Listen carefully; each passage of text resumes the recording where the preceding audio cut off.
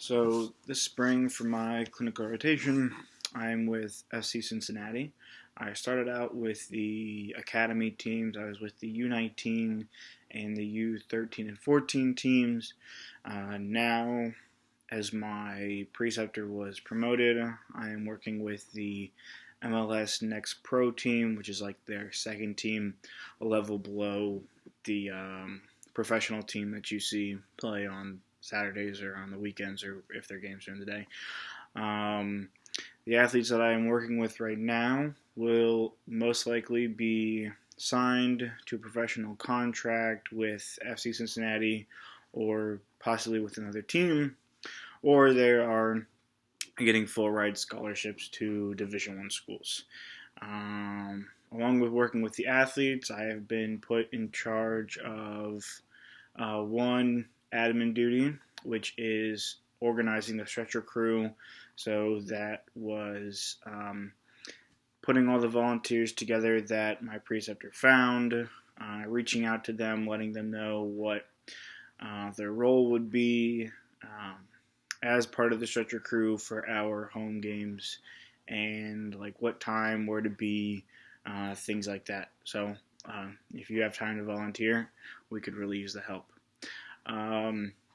My goals for this immersion were to basically take control of the training room by the end of the semester, and as well as network with other athletic training sports medicine staffs as the season goes on. Right now, I'm basically doing all of the doing the entire continuum of care in athletic training. I get to do all the injury evaluations.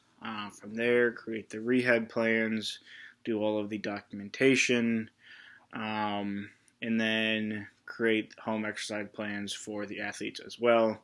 My preceptor still has control of whether or not the athlete will play or continue to train that day, but he does include me in that decision. We talk about it, and we either come to an agreement and say, okay, he is able to, or let's hold him out for the rest of practice, or if there's a disagreement between the two of us, again, we'll talk it out and then come up with the best decision that we see as possible.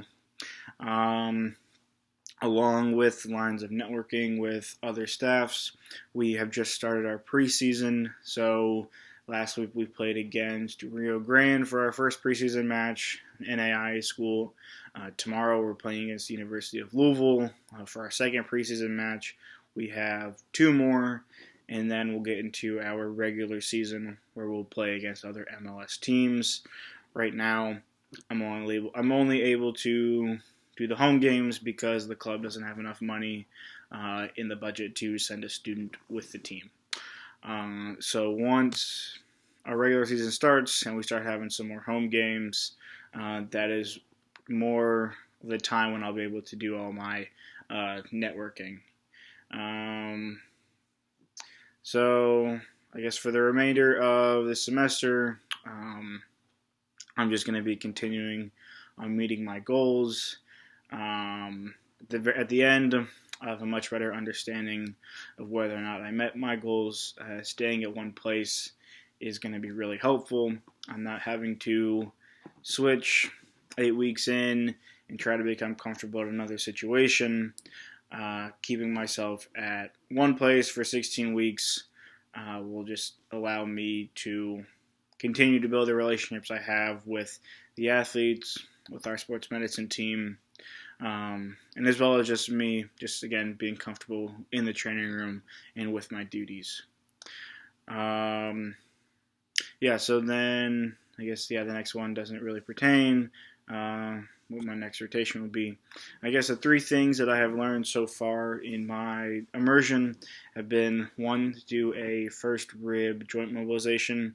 I guess I'll just go down to the second, or one of the last bullet points too. That's probably one of the most interesting things I've been able to do.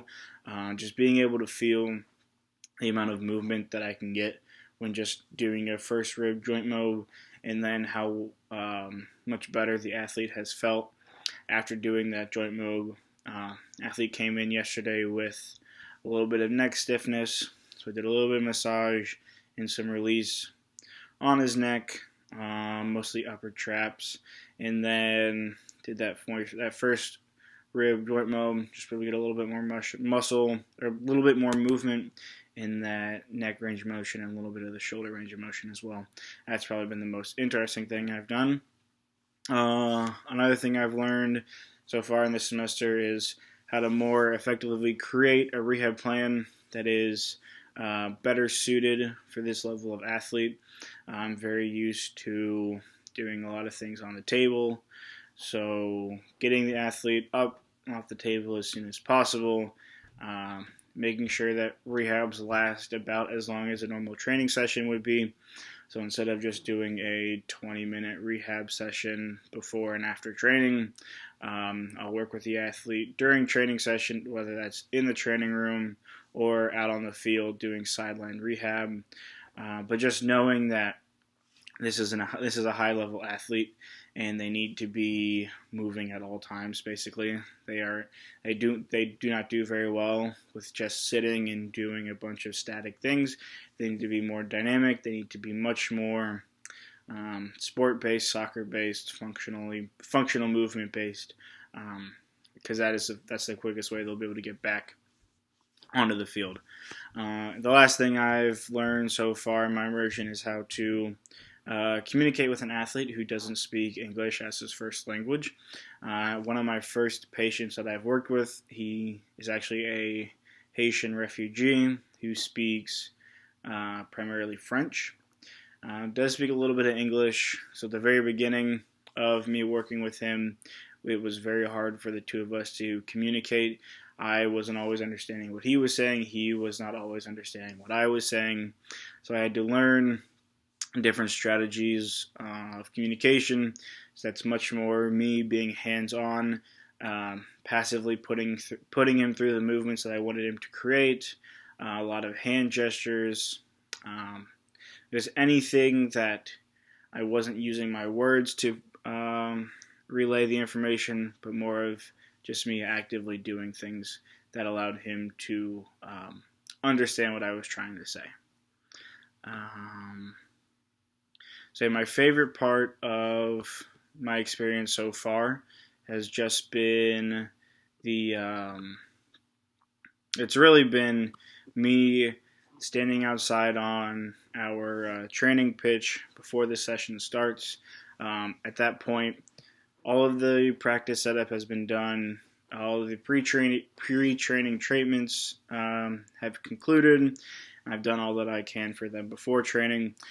This is also the time when the athletes are doing their pre-training muscle activation with the sports and conditioning team, the strength and conditioning coach, the first team, just getting them even more ready to start training.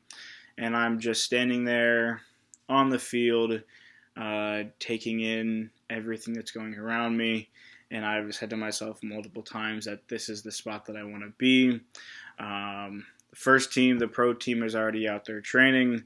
So I sit there and I'll watch them. I'll see what their athletic training staff does, whether that's how they move around the pitch when doing practice coverage or when they're doing more sideline rehabs, how they portray themselves, the type of activities they do with the athletes, and just knowing that everything that they're doing is always based on how fast can they get this guy back onto the field.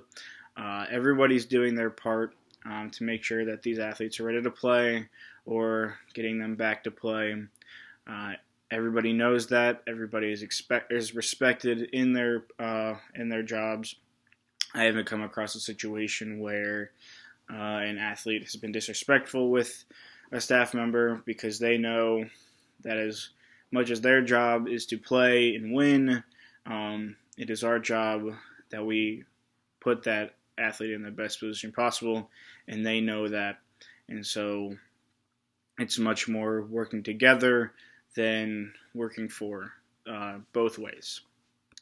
I say finally, what I'm looking forward to is pretty much more of the same that I already had at FCC.